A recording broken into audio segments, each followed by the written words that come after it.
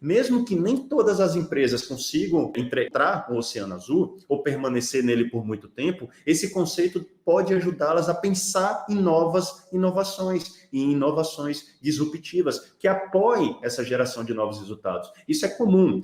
E o livro, A Estratégia do Oceano Azul, ele traz um exemplo clássico que é do Cirque du Soleil. O circo, ele é um clássico exemplo de Oceano Azul. Por que, Irã? Mesmo lá na indústria, e falo engano, foi final de meados dos anos 80, foi 1985, 84, o canadense Guy, ou La Liberté, né, ele conseguiu fazer o negócio prosperar e abandonou o formato antigo ou tradicional de circos com arena, com animais, e investiu em uma nova experiência de entretenimento. Quem já teve oportunidade aqui da nossa audiência, comenta aí, que se já foi alguma vez no Cirque du Soleil, já teve a oportunidade de presenciar não é um circo comum, é um espetáculo, é outra história. E hoje, as produções de circo do Cirque du Soleil já foram vistas por mais de 40 milhões de pessoas ao redor do mundo. Pelo menos aí 90 cidades, 90 países no mundo afora.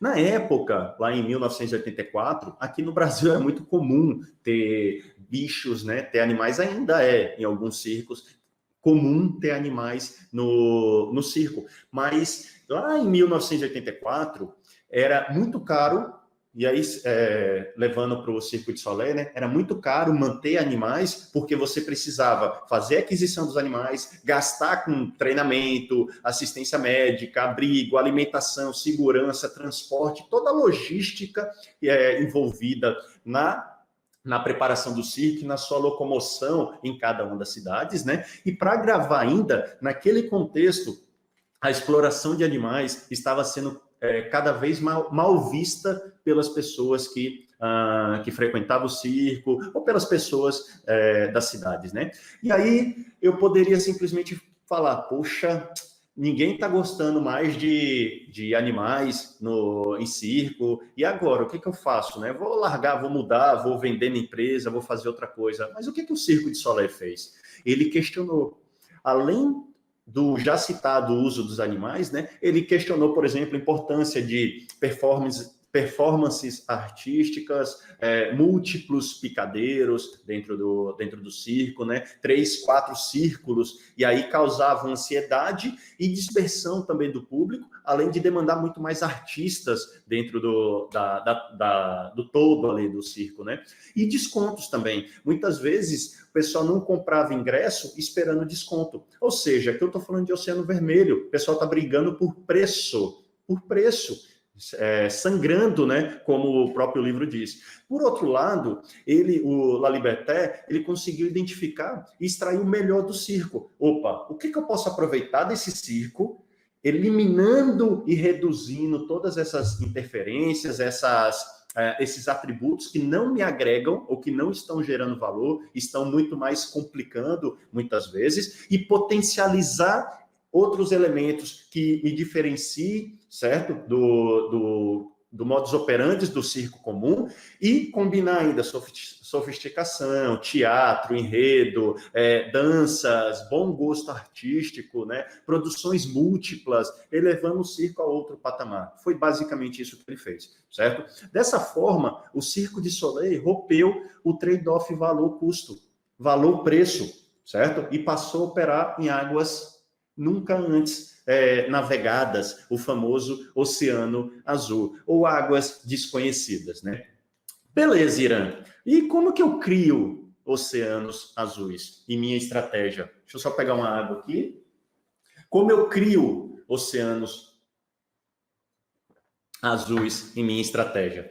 Eu trago 6 pontos para vocês analisarem imediatamente no seu negócio ou na sua carreira. E aí eu vou trazendo esses pontos e já trazendo alguns exemplos também para vocês, certo? Vocês precisam pensar nisso a partir de hoje. Primeira fronteira, examine os setores alternativos, certo? O que é examinar? Quem tá acompanhando a gente aqui no YouTube e no Facebook, eu estou anotando. Primeira fronteira, examine os setores alternativos. As organizações não concorrem apenas com aquelas do seu segmento, elas concorrem com várias outras, muitas vezes, e fazem parte também de outras indústrias. Por exemplo, as pessoas podem gerenciar, sei lá, suas finanças de diversas formas. Eu utilizo, por exemplo, um software. Eu tenho um aplicativo que sincroniza todas as minhas contas, mas eu poderia ter um contador que faria tudo isso para mim. Todo o meu caixa, minha conciliação, ele poderia fazer. Ou simplesmente eu usar um papel e um lápis, também poderia ser, certo? Então, é preciso se perguntar quais os atributos que as pessoas levam em consideração na hora de optar por uma alternativa ou por outra. O que diferencia eu utilizar um software? Por que eu escolho um software em vez de escolher um papel e um lápis? Ou até uma planilha no Excel, por exemplo. Certo? Essa é a primeira fronteira. A segunda é examine os grupos estratégicos dentro dos setores. Grupos estratégicos são empresas que, dentro do seu mesmo setor, do seu mesmo segmento, adotam estratégias semelhantes. Por exemplo, se eu pensar na indústria automobilística, eu tenho aí várias empresas que brigam pela mesma coisa, pela mesma fatia. Por exemplo, se eu pensar Mercedes, BMW, Jaguar, talvez Audi, a depender do modelo deles, eles estão inseridos no mesmo segmento, carros de luxo, certo? E eles competem por aquela mesma fatia no mercado. No entanto, quando eu falo de desbravar novos mercados, é preciso prestar atenção também em outros grupos estratégicos e nas estratégias que as empresas de cada um deles estão utilizando, certo? Existe uma empresa chamada Curvis, por exemplo, ela é do setor fitness feminino. Ela inovou a criar espaços de práticas de exercícios que atraíam tanto o público de academias de ginástica tradicionais, quanto mulheres que faziam exercícios em casa. Então, ela criou um ambiente compatível com os dois públicos e fez o quê? Trouxe todo mundo para ela. Uma terceira fronteira é examinar a cadeia de compradores. Essa, pessoal, é um erro clássico, é incrível como as empresas, na hora de definir sua estratégia, esquecem disso. Examine a cadeia de compradores.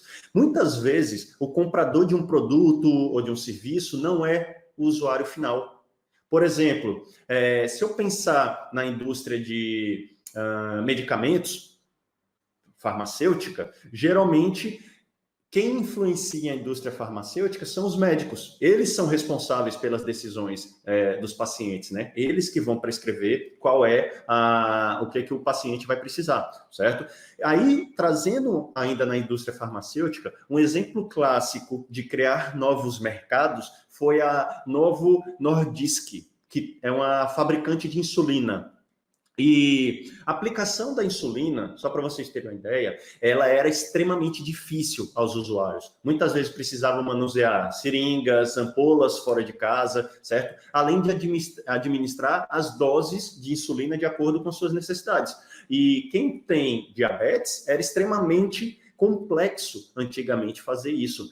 E aí o que a Novo Nordisk lançou? Ele lançou um aparelho que era como se fosse uma caneta de injeção de insulina. E isso facilitava a aplicação extremamente e proporcionava uma série de comodidades diretas ao paciente. Então, existia um mercado, já existia seringa, já existia as insulinas, já existia o modus operandi, e ela criou um novo mercado, uma nova forma de fazer e inovou na maneira, no processo de como ela vai fazer, certo? Uma quarta fronteira, isso é navegar no Oceano Azul. Até que um dia vão imitar ela, mas beleza, ela já está na curva, na crista da onda. Ela está surfando a onda, beleza? A quarta fronteira é examine as ofertas de produtos e serviços complementares. Aqui, pessoal, é quase um upsell, né? Em seu livro, tanto o Kim quanto o Marbon foram categóricos ao afirmar uma coisa. O valor inexplorado. Prestem atenção nessa frase. Eu vou escrever aqui para a audiência que está no Facebook e no Instagram e no YouTube. O valor inesperado geralmente se oculta em produtos e serviços complementares. Aqui está uma fatia grande. Dependendo do contexto em que o produto ou serviço é utilizado, pode ser que as necessidades dos consumidores até ultrapasse o próprio produto ou serviço oferecido por uma empresa. Você já parou para pensar em quantas pessoas deixam de ir ao cinema, por exemplo, por não terem com quem deixar seus filhos? Quantas? Várias, inúmeras. E se no cinema começasse a oferecer, além do serviço do cinema e da pipoca e tudo aquilo, eu também ter um lugar para ter uma babá, ou ter um cuidador, ou ter um parquinho, muitas vezes, lá, para a criança ficar enquanto os pais podem ir para o cinema. Vocês já pensaram nisso? Então, além de ter a parte do cinema, eu estou oferecendo um serviço complementar aqui, que ninguém faz, e estou agregando atributos de inovação, estou agregando atributos de valor ao meu serviço. E aí eu consigo reter esse cliente que muitas vezes não está indo no cinema justamente por isso, não tem aonde deixar os filhos. Aqui em Aracaju, por exemplo, quando meu filho nasceu, algumas vezes eu precisava ir em algum restaurante com ele e tal, e não tinha no restaurante um trocador no banheiro masculino. O trocador era só no banheiro feminino, por exemplo. E aí, o que eu comecei a pesquisar aqui? Restaurantes, eu comecei a ir em restaurantes que tinha ou um fraldário, que não era nem no banheiro masculino nem no feminino, ou também tinha uma bancada, um negócio no banheiro masculino. Por quê? Porque muitas vezes eu ia com meu filho, e sem minha esposa, e precisava trocar uma fralda dele, por exemplo. E não tinha um lugar apropriado dentro do banheiro masculino. E aí, o que aconteceu? Esses restaurantes começaram a atrair esse público que também muitas vezes parou de ir em outros restaurantes sangrentos e começou a absorver esse serviço, essa prestação de serviço com novos atributos de valor em outros restaurantes. Isso foi várias vezes. E é uma dor, pode ter certeza, para quem é pai, e se pensar, pais solteiros, certo? Viúvos, ou por qualquer outro motivo, sofre muito, porque eu digo aí 99% dos restaurantes ou não tem fraldário ou o fraldário é no banheiro feminino. E sim, e os pais também, né? Pais têm filhos também, né?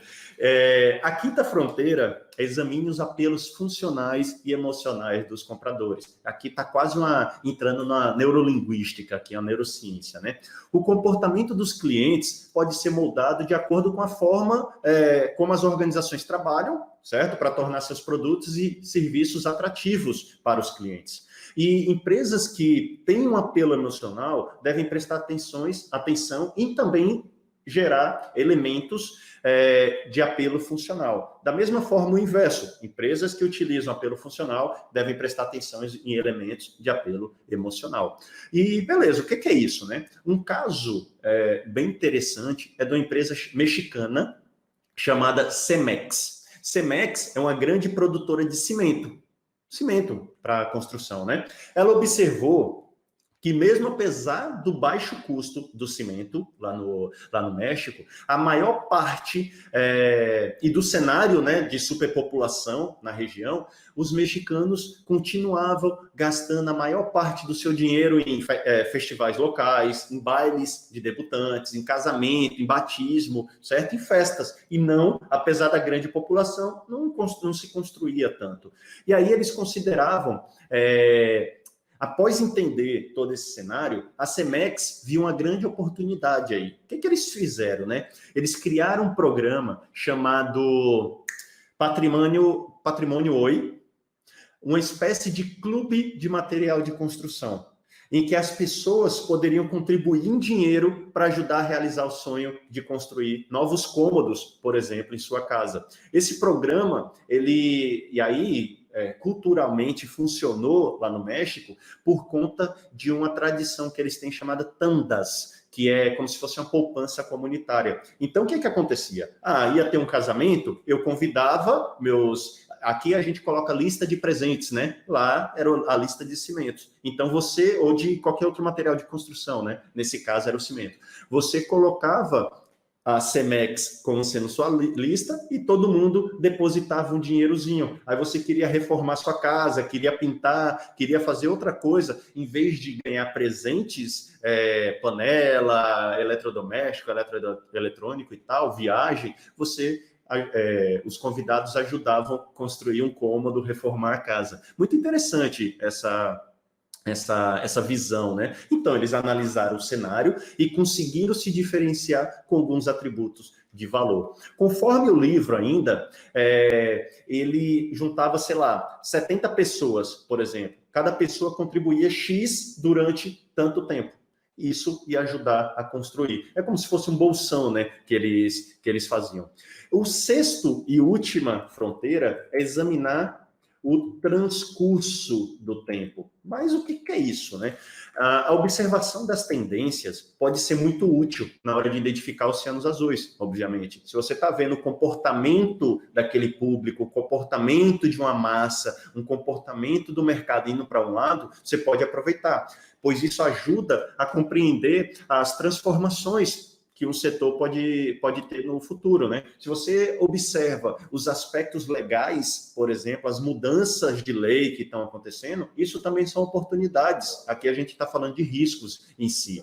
E aproveitar oportunidades faz parte da estratégia. Uma vez que seja possível você antecipar negócios, antecipar modelos com base nessas tendências, você cria um oceano azul, certo? E aí, por exemplo, a gente pode citar a Apple. Lá no início dos anos 90, havia um grande crescimento de músicas compartilhadas. Só que eram músicas compartilhadas ilegalmente. Ninguém queria pagar um CD, que muitas vezes era caro, para consumir uma ou duas músicas que era do gosto dele, né?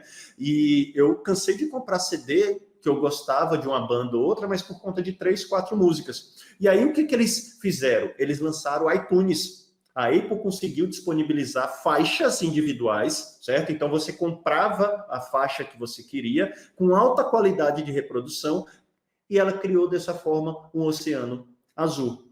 Beleza. E para deixar fora esses 6 aspectos aqui, que você tem aí, examine os setores alternativos, examine os grupos estratégicos dentro desses setores, a cadeia de compradores, você tem aqui examinar as ofertas e produtos e serviços complementares. Quinta, examine os apelos funcionais e emocionais dos seus compradores e examine o transcurso do tempo, certo?